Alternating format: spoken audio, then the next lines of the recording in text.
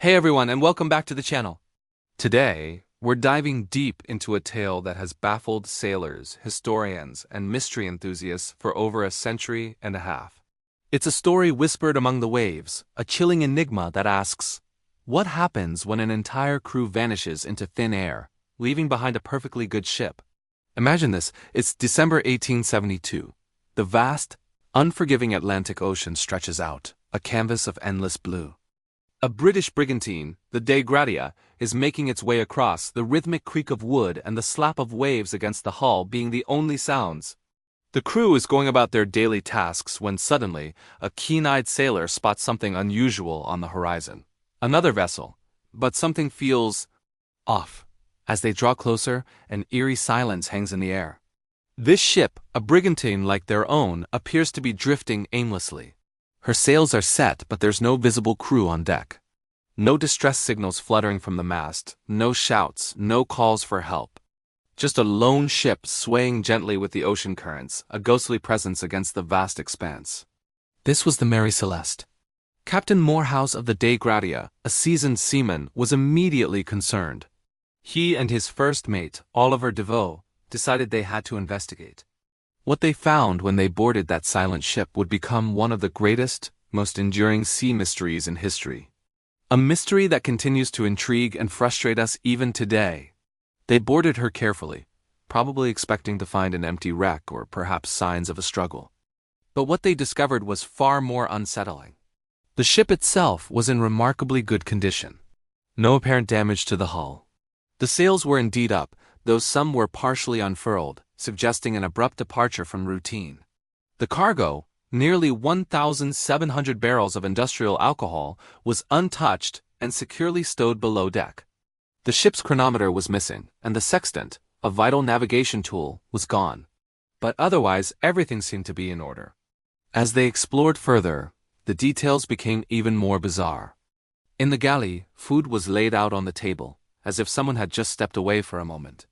There was even a half-eaten breakfast, reportedly still warm to the touch, or at least suggesting a very recent abandonment. It was as if time had simply stopped. But here's the most haunting part. Not a single person was on board. The entire crew, Captain Benjamin Briggs, his wife Sarah, their young daughter Sophia, and 7 experienced sailors, were gone. Vanished. It was as if they had simply walked off the deck and into thin air. Think about that for a moment. 10 people. A captain, his family, and 7 crew members. All gone without a trace from a ship that was perfectly seaworthy and seemingly safe. There were no signs of a struggle. No bloodstains, no broken railings, no indications of violence or an attack. It wasn't a pirate raid as the cargo was intact. It wasn't a mutiny as the ship itself was functional and well-maintained. The only significant piece of missing equipment, aside from the chronometer and sextant, was the ship's lifeboat. It was gone. This immediately suggested that the crew had deliberately abandoned the Mary Celeste. But why?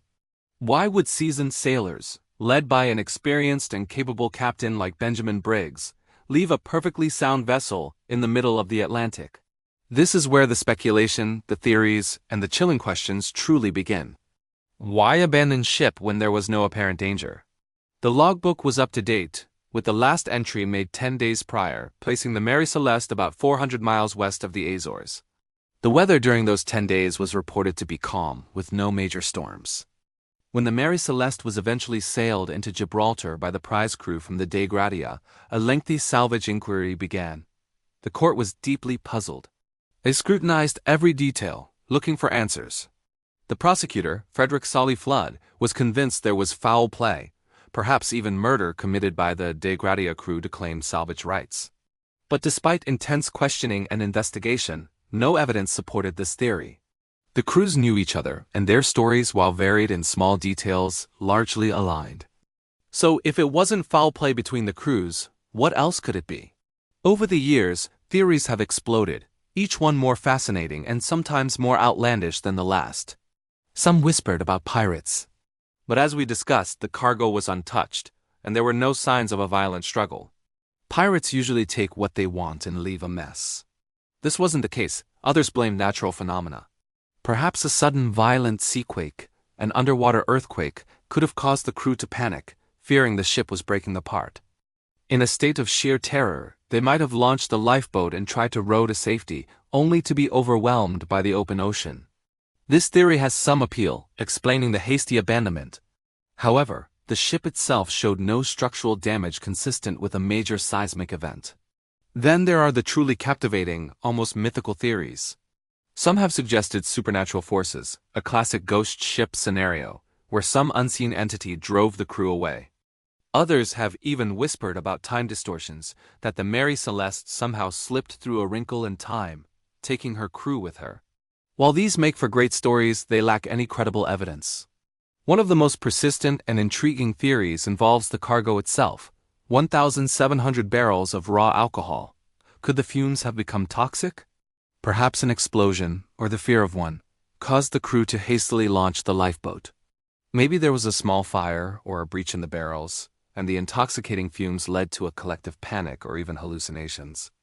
Captain Briggs, a non-drinker himself, would have been acutely aware of the dangers of his cargo.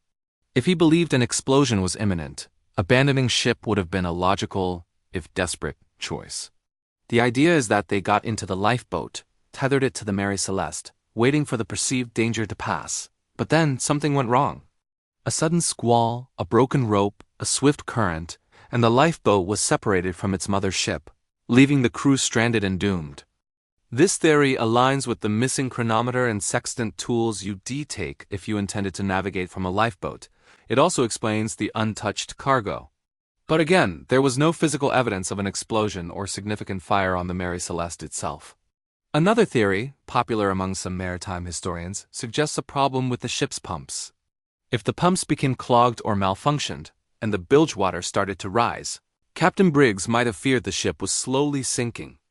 In a moment of intense worry, perhaps combined with poor visibility or a misjudgment of the severity, he could have ordered the lifeboat to be lowered, intending to stay close and reboard once the problem was resolved or conditions improved. But, just like the alcohol theory, something could have gone wrong. A sudden rogue wave, a slip, a broken line, separating them permanently from their vessel. The inquiry in Gibraltar was ultimately inconclusive. The judges, while granting a modest salvage award to the De Gratia crew, could not definitively explain what happened. The Mary Celeste was eventually sold, continued sailing under different owners, but seemed to carry a strange aura of misfortune.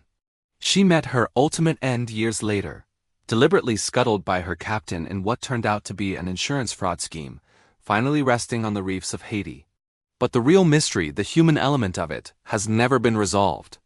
Captain Benjamin Briggs, his wife Sarah, their young daughter Sophia, and the 7 sailors.